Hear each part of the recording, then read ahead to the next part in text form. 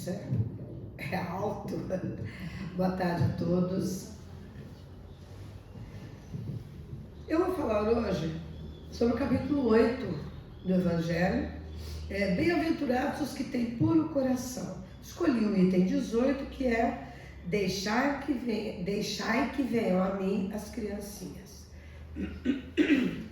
Então vamos iniciar aqui com Marcos, no capítulo 10, o seguinte: apresentaram-lhe algumas crianças, a fim de que ele as tocasse.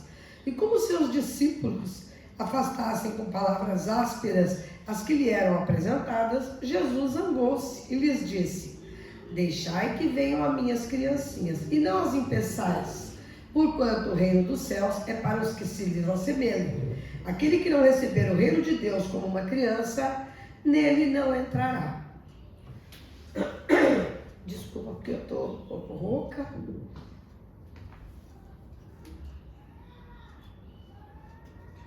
Mas vai dar para falar e vocês entenderem certamente. Conhecemos os valores que o mestre busca destacar quando nos pede para nos assemelharmos às crianças. Mas como conciliar o comportamento infantil com as solicitações do dia a dia? Porque o dia a dia é tão corrido para todos nós, não é verdade? E você, ao mesmo tempo que faz as suas obrigações diárias, parar para pensar o tempo todo e se assemelhar à pureza da criança é uma equação difícil de resolver, né? No nosso mundo, onde a esperteza, a má intenção causam tantas vítimas, como é que a gente age como criança? Se a gente briga no trânsito porque um passa na frente, não é? Encontramos a chave dessa questão em Mateus 10,16. Eis que vos envio como ovelhas para o meio dos lobos. Sejam, portanto, prudentes como as serpentes e simples como as pombas. Com tais dizeres, o mestre aludia a tarefa profunda no tempo e no espaço. Ele sabia que durante séculos a grande questão das criaturas estaria moldada nas necessidades educativas.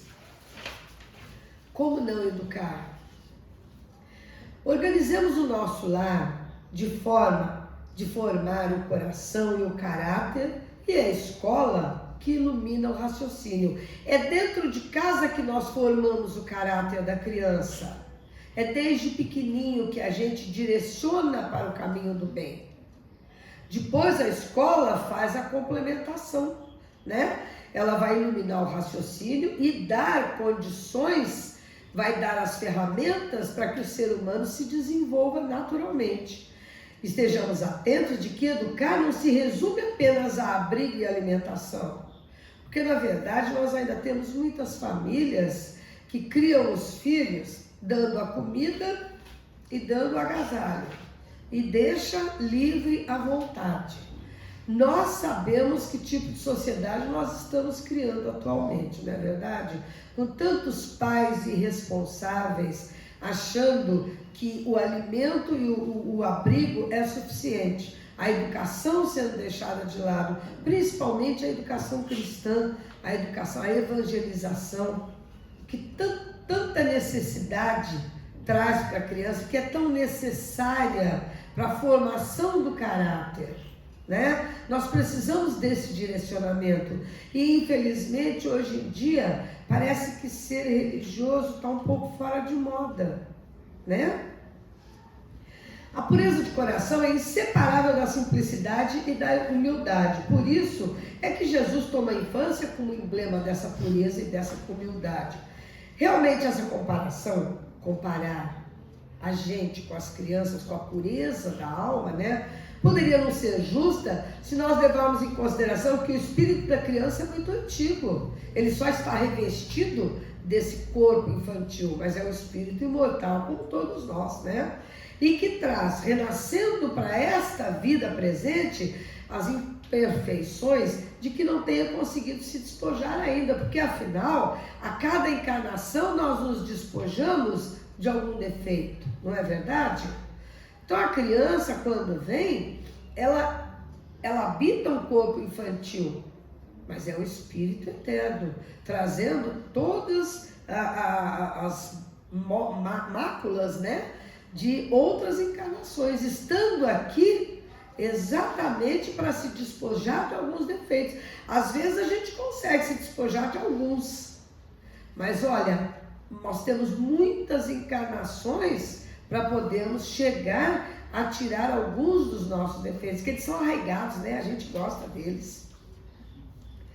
A comparação é exata de Cristo, porque do ponto de vista da vida presente, a criança ainda não tendo apresentado nenhuma tendência perversa, nos apresenta a imagem da candura e da inocência. Realmente, né? Qual criança que não apresenta, que não nos mostra a imagem da candura? Com o tempo ela vai desenvolvendo e todas aquelas mazelas que ela trouxe vão aparecendo, que a gente fala que é tendência ruim, mas não é, vai aparecendo aos poucos. Agora, até uma certa idade, ela é pura candura, né? Jesus não disse de modo absoluto que o reino dos céus é para elas, mas sim para os que se lhe assemelham. Tudo é sábio na obra divina. A criança, desde seu nascimento, necessita cuidados especiais que somente a ternura de uma mãe pode lhe dispensar. A mãe não poderia ter esse mesmo devotamento se, ao invés da graça ingênua que a criança lhe mostra, ela visse sobre esses traços, sob os traços infantis, um caráter viril, ideias de um adulto, e se ela pudesse enxergar o inimigo por trás desse rosto infantil, né? Ao aproximar a reencarnação, o espírito entra em letargia. Muitos de nós já sabemos disso, já estudamos essa fase, né? O espírito entra em letargia. Ele perde pouco a pouco a consciência. Fica numa espécie de sono, durante o qual todas as suas faculdades ficam em estado latente. Então, quando o espírito vai reencarnar, ele entra nesse estado letárgico. Ele só vai despertar pouco a pouco, crescendo junto com aquele corpinho que foi feito para a presente encarnação para ele. O cérebro que ele traz, a gente já falou sobre isso, é um cérebro virgem de impressões, que vão ser colocadas, impregnadas no dia a dia da presente encarnação. Toda a vida pregressa está lá atrás. O cérebro espiritual tem toda a história desse espírito eterno. Nada se perde, todo o conhecimento está ali. Agora, o cérebro de carne, esse corpinho foi feito para essa encarnação. Então ele vem virgem de impressões. E até que esse espírito tome conta, tome condição de saber tudo o que ele vai ter que trazer para a vida presente, as impressões, os defeitos, as qualidades, ele vai adquirindo isso pouco a pouco até a vida adulta. Mas enquanto ele é pequenininho, ele não tem outras impressões, né? Por isso, aquela carinha de anjinho que desperta a gente, aquele amor, não é verdade? Que desperta todos nós.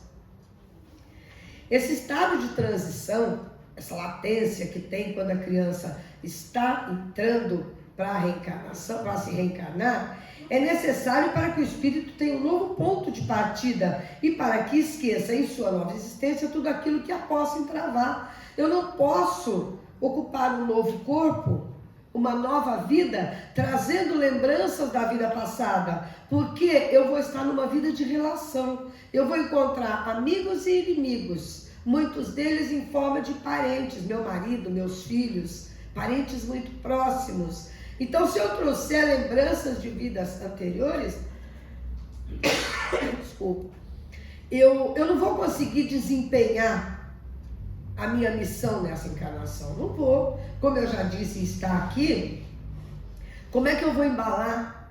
Como é que eu vou amamentar uma criança que eu olho para ela e vejo que eu estou amamentando aquele mesmo rapaz que me matou, que acabou com a minha família, né? Que fez muita coisa ruim para mim.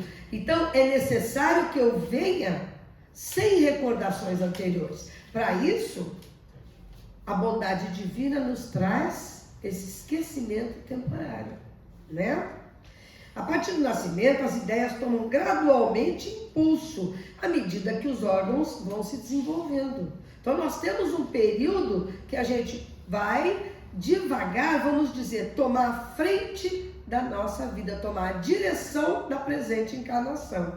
Assim, pode-se dizer que no curso dos primeiros anos, o espírito é verdadeiramente criança, por acharem ainda adormecidas as ideias que lhe formam o caráter. Durante esse período, ela é mais maleável, a educação se faz ali nesse período da primeira infância justamente por causa disso, porque é mais acessível às impressões capazes de modificar a natureza.